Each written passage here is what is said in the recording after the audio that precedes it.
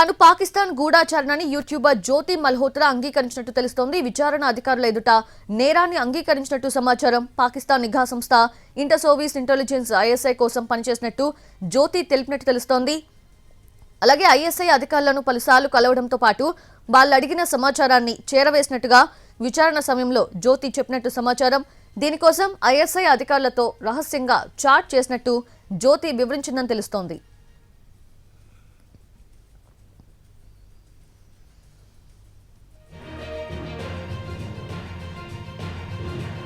పాకిస్తాన్ గూఢాచారిగా పనిచేస్తున్న యూట్యూబర్ జ్యోతి మల్హోత్రా నుంచి అధికారులు కీలక సమాచారం రాబడుతున్నారు. మన దేశానికి చెందిన సున్నితమైన సమాచారాన్ని చాకచక్యంగా పాకిస్తాన్ కు చేరవేస్తూ వచ్చింది జ్యోతి. అసలు ఆమె పాకిస్తాన్ గూఢాచారి అనే అనుమానమే రాలేదంటున్నారు గతంలో ఆమెను కలిసిన ఇన్ఫ్లుయెన్సర్స్. కోల్కతాకు చెందిన యూట్యూబర్ సౌమిత్ భట్టాచార్య కూడా అదే చెప్తున్నట్లు తెలుస్తోంది.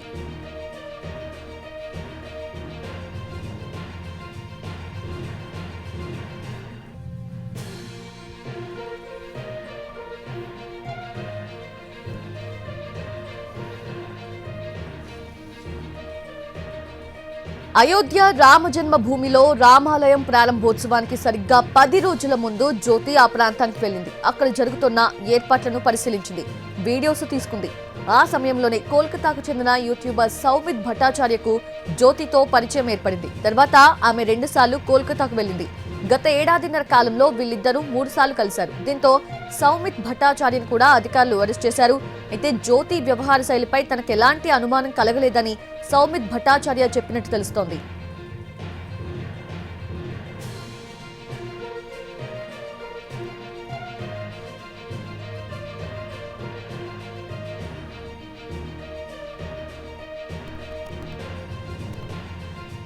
జ్యోతి మల్హోత్రా పాకిస్తాన్ గూఢాచారిగా పనిచేస్తున్నట్టు ఇటీవలే గుర్తించారు అధికారులు. దీంతో ఆమెను అరెస్ట్ చేసి ప్రశ్నిస్తూ ఉన్నారు.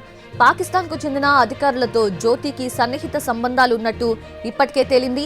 అయితే జ్యోతితో సంబంధాలున్న మిగతా ఇన్ఫ్లుయెన్సర్స్ ని కూడా అదుపులోకి తీసుకుని ప్రశ్నిస్తూ ఉన్నారు అధికారులు.